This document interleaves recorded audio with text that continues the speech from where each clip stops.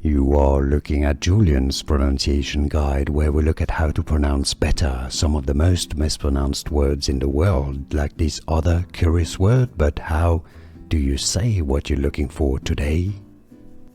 We are looking at how to pronounce this expression from French, used also in English. We'll be looking at how to say more correct, vocabulary that many mispronounce correct pronunciations. So this literally means in French, big game or grand game.